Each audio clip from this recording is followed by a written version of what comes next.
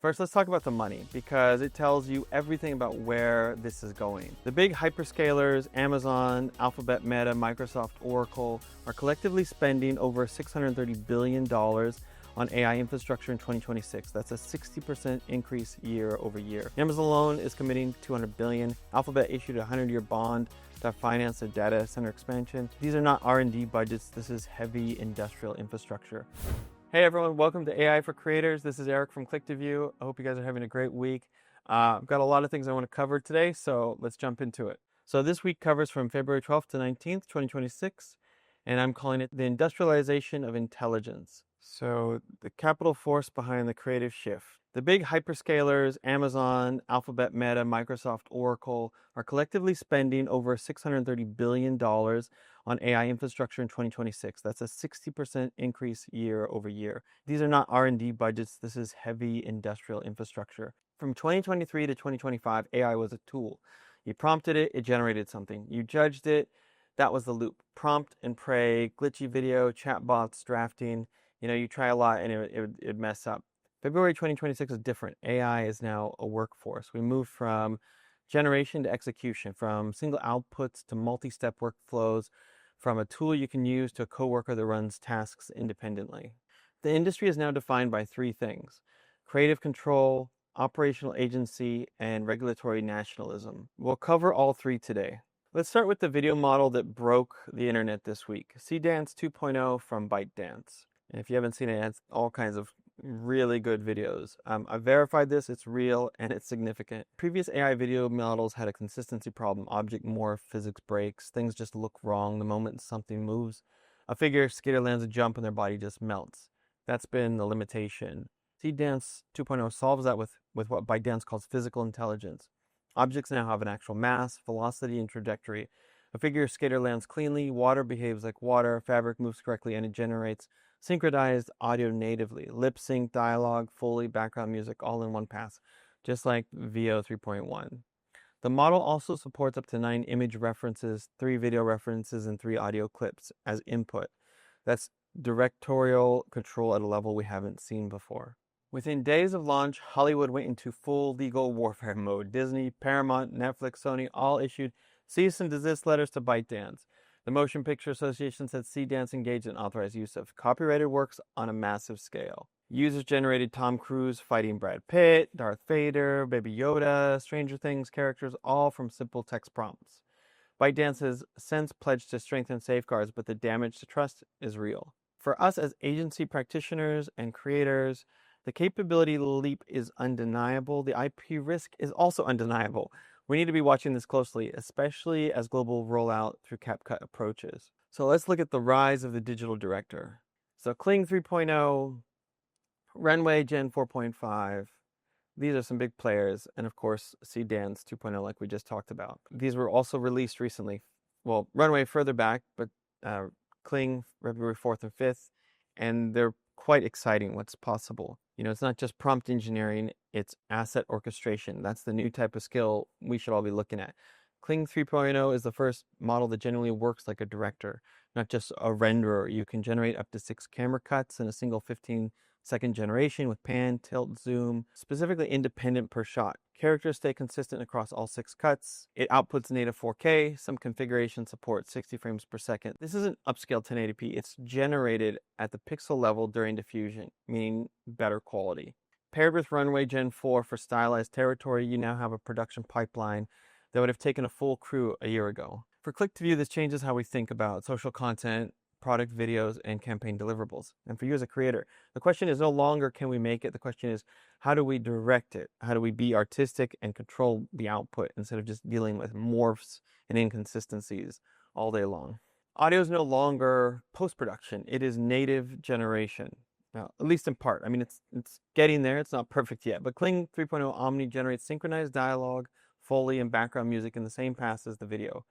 Google integrated Lyra 3 into Gemini this week, applying Synth ID watermarks to all AI-generated video. What this eliminates is the entire stack we've been running. Video gen, then voice gen, then lip sync, then editor. That 4-step workflow is becoming 1 step. So for production houses, this is both an opportunity and a pressure. Faster cycles, lower costs, but also the value proposition of traditional audio posts needs to evolve. Speed and volume are no longer differentiators. Google expanded VO 3.1. One brief generates multiple deliverables with locked brand identity. Adobe Firefly also added prompt to edit region-based removal without regenerating the full frame. You make one change, everything else holds. For regulated clients like Visa and Barclays, this is brand fidelity layer is an unlock. They can't afford visual drift. Design automation, the Nano Banana Engine. Design automation, the Nano Banana Engine. Love art, the design agent. It's a node-based infinite canvas that generates editable layer vector graphics, not flat images, from a single prompt. So you get one layer background, layer 2 vector, shapes, layer 3 editable text, fully separated, export ready. One brief generates a full brand kit, social post, presentation, campaign assets, all layered. The shift here is from image generation to design automation. That's meaningful for anyone building templated content at volume. Flora, Runway, Weavy. If you're not familiar with these node-based workflows, the linear production pipeline is starting to break down. Traditional workflow: import, edit, VFX, render. Sequential, every change cascades backward. The new model is generative nodes. Changes propagate downstream in real time. You adjust a prompt node upstream and everything connected to it updates instantly. For agencies, this means we need to rethink how we price revision. We need to get ahead of that conversation with clients before they do. The agentic shift, 1 million tokens of context. This week, we also brought big agentic platforms. Claude Opus 4.6 launched with 1 million tokens context window. That means it can ingest an entire client history, even brief, every feedback, every email, every approved script, and work with that context simultaneously. It also introduced agent teams, where multiple Claude instances collaborate, check each other's work, and challenge each other's outputs.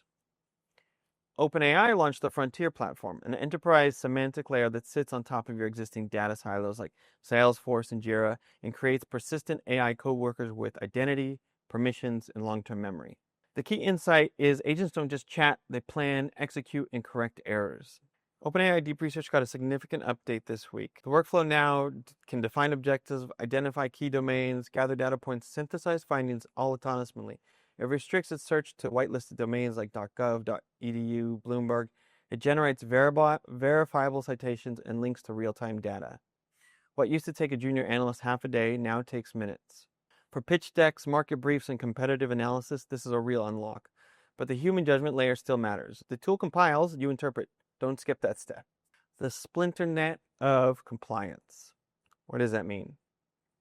So USA versus Singapore, two different AI governance models. In the US, President Trump signed Executive Order 14365, pushing for a minimal federal standard that actively works to override stricter state laws. The DOJ now has an AI litigation task force. States that enforce their own algorithmic bias or safety laws risk losing $21 billion in federal broadband funding. But states are fighting back. Colorado's AI Act kicks in June 26. California's ADMT regulations hit January 2027. Tennessee criminalized AI trained to encourage self-harm. Internationally, India mandated a 3-hour deepfake takedown timeline. Vietnam's AI laws goes live March 1st. The EU's watermarking rules are fully enforceable by August 2026. Here in Singapore, Budget 2026 established the National AI Council and offered a 400% tax deduction in qualifying AI expenditure in finance, healthcare, and manufacturing. This takeaway, compliance is now a competitive advantage. If you're a Singapore agency working with regulated clients, being able to say your AI workflow is compliant is a selling point. Zooming into Singapore specifically, PM Wong chairs the new National AI Council. The budget's AI missions focus on 3 sectors: finance, healthcare, and advanced manufacturing. For agencies like Click2View, this is a signal and an opportunity. Clients in these sectors are being pushed to adopt AI. They need content that explains, demonstrates, and builds trust in these tools. That's a brief we should be pitching. Align your agency's storytelling with Singapore's national AI imperatives. That's where the B2B briefs will come from over the next 12 to 18 months. This is a big one. The one that changes how I think about our business. So this is really big. The transition is from maker to manager, from production hours to orchestration strategy. The new role we need in agencies is what I'm calling the prompt director. The skills required: cinematography, narrative structure, brand consistency. These are human skills. They're not being automated. They're being elevated. The business model shifts. Start charging for agentic workflow design. A client doesn't pay a director for the hours they spend on set. They pay for the vision, the outcome, and the judgment. That's where we need to move. The safe harbor strategy. Here's a practical framework for running AI-generated work with regulated clients. First, lockdown mode. For clients like Barclays or Visa, use OpenAI's lockdown mode in Frontier to prevent data exfiltration during web browsing tasks, non-negotiable for financial clients. Second, rights cleared tools. Adobe Firefly is indemnified. If something goes wrong with IP, Adobe covers it. Google VO applies SynthID watermark to every output. Use these for client-facing deliverables. Don't use Seedance for client work right now. The IP exposure is too high. Third, human in the loop. Every AI-generated output goes to a human review before it goes to a client. Document that review. This is your guarantee for regulated clients and your protection if anything is challenged. What agencies could be doing, what creators could be doing in the next 30 days. By February 25th, draft your AI usage policy and a client addendum.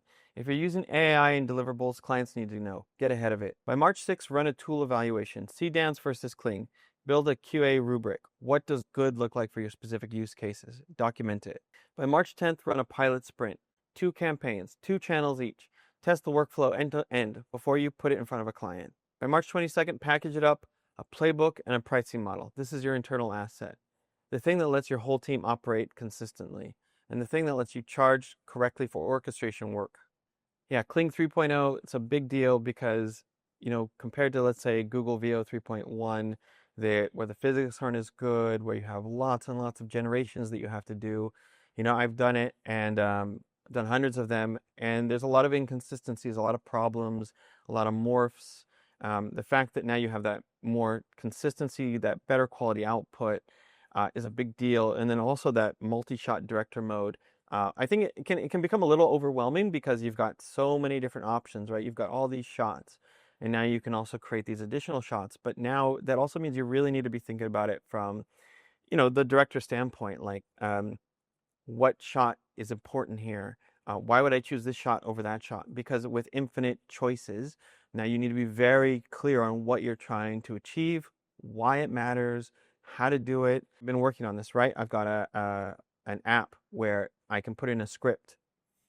So, of course, you could generate a script, on Claude or Gemini or whatever, and, with your context of your company or your business, what you're trying to say, and with deep research. So anyway, yeah, you can make that script, and then you can have your editorial team check it and refine it and polish it. But then, like, for example, you could use something like I've built, like this, like vibe coded a program where you can input a script, and then it outputs sort of both prompts for AI video generation, but also, it thinks about the shots you're doing from, from, like, let's say academic or from film history, film theory perspective. Like, why would I go from this shot to that shot? Like the Kuleshov effect, right? What's really important with like Seedance 3.0 is it's got better understanding of the world it lives in, right?